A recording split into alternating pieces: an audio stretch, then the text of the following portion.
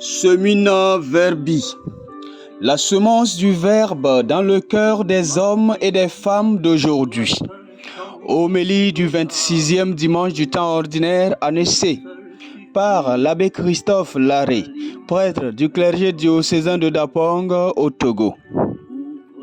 La première lecture est tirée du livre du prophète Amos, au chapitre 6, verset 1a, les versets 4 à 7.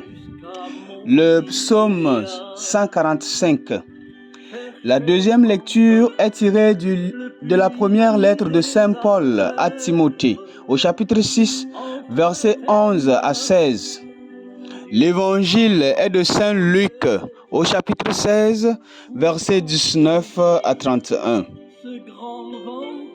Malheur à ceux qui vivent bien tranquilles dans Sion, et à ceux qui se croient en sécurité sur la montagne de Samarie. Amos chapitre 6, verset 1a. Encore des séries de malheurs pour ce dimanche, jour du Seigneur. Toutefois, il faut entendre cette acclamation du prophète Amos, non comme une malédiction, mais un cri douloureux, une complainte de deuil qui vient du rituel des funérailles juifs dans la littérature prophétique que Jésus a aussi l'habitude de reprendre dans les évangiles. C'est bien évidemment un cri de douleur par rapport à l'indifférence des gens nantis et des gens en sécurité devant les pauvres et ceux qui sont en danger. En effet, le prophète Amos, dans la première lecture, fait une observation amère d'une minorité de gens nantis qui, je cite, boivent le vin à même les amphores, se frottent avec des parfums de luxe, fin de citation, et ne se soucient pas de la situation qui prévaut en Israël. De même, l'évangile fait une description d'une scène d'indifférence à l'endroit du pauvre Lazare qui gisait avec ses plaies devant le portail d'un homme riche non identifié par l'auteur sacré. La description de cet homme riche montre vraiment que son luxe était une exagération extrême. En effet, il était, je cite, vêtu de pourpre et de lin fin et faisait chaque jour des festins somptueux. Fin de citation. Pendant que Lazare, juste à quelques mètres de lui, souffrait intensement d'abord des plaies que les chiens délectaient bien pleinement jour et nuit. Ensuite, il souffrait de la faim et aurait bien voulu se rassasier de ce qui tombait de la table du riche. Le repas était devenu pour ce dernier, pour Lazare donc, le repas était devenu un luxe qu'il ne pouvait s'offrir. Ce qui est bien l'habitude de beaucoup de personnes qui n'ont pas même un seul repas par jour. Il s'était même mis en évidence devant la porte du riche pour ne pas dire sous son regard, afin que celui-ci le voie. Mais pourtant, ce dernier a souvent regardé le pauvre sans le garder dans son cœur, qui est le siège de la conscience d'un enfant de Dieu. Donc le riche ne vérifiait pas sa conscience, c'est-à-dire son cœur, qui est le siège de la conscience d'un enfant de Dieu. Le riche n'avait même pas le temps de regarder cela, ce cœur qui est le sien. Oui, évidemment, que le riche n'avait pas besoin de faire des efforts avant de voir Lazare devant sa porte.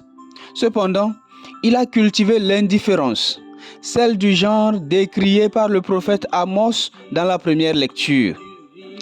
La suite de l'évangile montre le scénario qui s'en est suivi dans l'au-delà quand Lazare et le riche sont morts. La rétribution de l'un et de l'autre ne retient pas trop mon attention, mais beaucoup plus l'indifférence insolente de ce riche à l'endroit de Lazare. On croirait juste que c'est une anecdote, mais non, c'est de la réalité ambiante. Il m'en souvient, cette histoire qui m'a été contée par un ami prêtre du Ghana, ce qu'il a lui-même vécu lorsqu'il étudiait en Angleterre. Dans sa faculté, disait-il, il y avait un jeune issu d'une famille riche et qui habitait le même quartier que lui. L'université était à quelques kilomètres de leur lieu d'habitation. Le confrère allait à la faculté en bus et le jeune garçon avait, lui, sa voiture personnelle dans laquelle il emportait toujours son petit chien. Un jour, alors qu'il était un peu en retard, le confrère rata l'arrêt de bus et supplia le jeune de le déposer à la faculté. Mais celui-ci refusa sous prétexte que son chien occuperait la place. Le confrère prit alors le train de Moïse et s'est rendu à l'université, sauf qu'il arriva très en retard et épuisé. Une semaine plus tard, le jeune homme indisposé avait manqué 2 jours de cours et s'approcha du confrère prêtre pour demander ses prises de notes, afin de se mettre à jour pour l'examen. Eh bien, chers amis, Dieu ne dort pas. Il ne sommeille pas, le gardien d'Israël. Il ne sommeille pas ton gardien. Je pense encore à cet excellent chant du cantique Moba, qui parle du pauvre et du riche, du pauvre Lazare et du riche. Un chant composé par M. Jean-Baptiste Atouba, qui se trouve dans le cantique Moba, qui se dit ceci: vous mes frères, si vous mangez, souvenez-vous des pauvres, sinon Dieu vous jugera.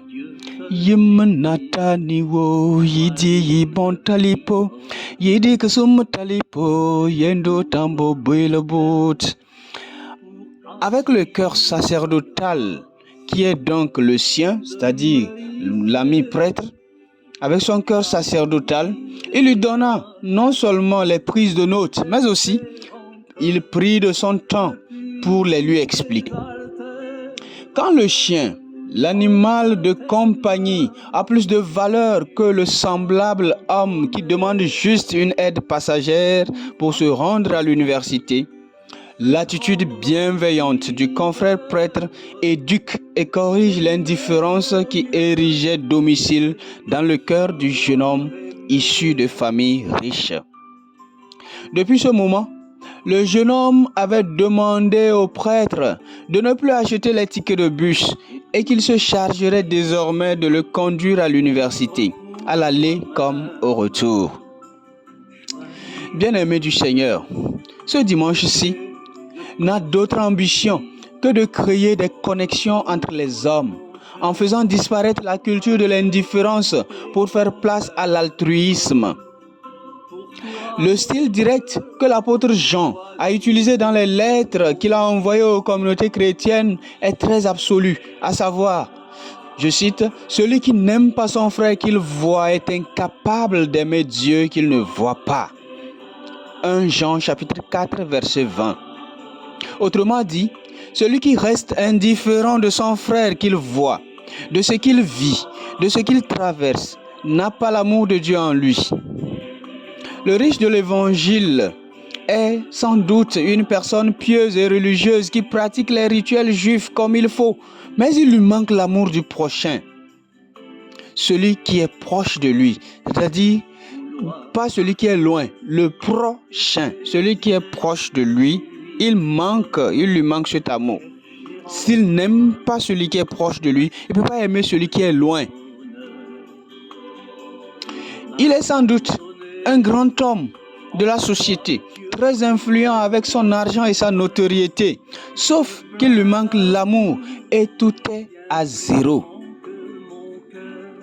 Bien-aimé du Seigneur, le fait de ne pas donner le nom du riche est le propre de l'auteur sacré qui use d'un style rédactionnel qui appelle chacun à s'identifier en ce riche afin de corriger notre manière de ne pas se soucier de nos proches. Dans notre monde qui canonise l'indifférence par un mode de vie basé sur l'intérêt, à tel point que quand l'on n'a rien à offrir, l'on n'est rien. L'indifférence aussi peut être au niveau des gouvernants qui, comme les riches de Sion, je cite, couchés sur des lits d'ivoire, vautrés sur leurs divans, mangent les agneaux du troupeau, les veaux les plus tendres de l'étable, boivent le vin à même amphore, se frottent avec les parfums de luxe, mais ne se tourmentent guère du désastre d'Israël. Oui, on peut remplacer Israël ici par le peuple de chaque pays, en l'occurrence notre pays, le Togo. Il ne se soucie guère du pays, le Togo.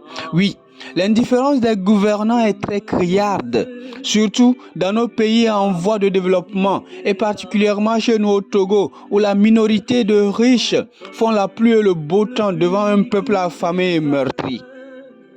Ces gens sont enfermés dans leur suffisance. Je veux parler des riches, de la minorité de riches. Oui, des gouvernants qui s'accaparent des biens du pays. Ces gens sont remplis de leur suffisance. Dans leur suffisance, ils se moquent du peuple et ne savent même pas qu'il y a des gens qui ne trouvent pas à manger une fois par jour. Ou bien, ils le savent, mais n'en font pas une priorité, tout comme le riche de l'évangile qui voyait Lazare, mais n'en faisait pas sa priorité. Le pire est que chez nous au Togo, ou bien chez nous en Afrique, ou bien chez nous dans le monde, cette indifférence a une allure ironique qui se moque loyalement du peuple en l'affamant pendant longtemps avant de lui donner des miettes seulement pendant la période électorale. Ah, chose vraiment criarde au Togo. Quel malheur pour ceux qui agissent ainsi. Dans ma langue maternelle, il y a un adage qui dit qu'on ne met pas le doigt dans l'œil de Dieu.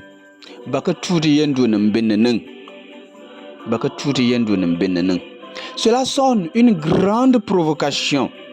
Cet œil de Dieu qu'il ne faut pas toucher est la partie sensible qui appelle la colère divine. Le psaume 145 le dit si bien aujourd'hui en montrant les parties sensibles de Dieu, c'est-à-dire l'œil de Dieu. Le psaume 145 le montre, à savoir les opprimés, les affamés, l'étranger, la veuve, l'orphelin. Disons le pauvre. Quand l'on touche à cette partie sensible de Dieu, il agit pour montrer qu'il règne et qu'il peut égarer les pas du méchant.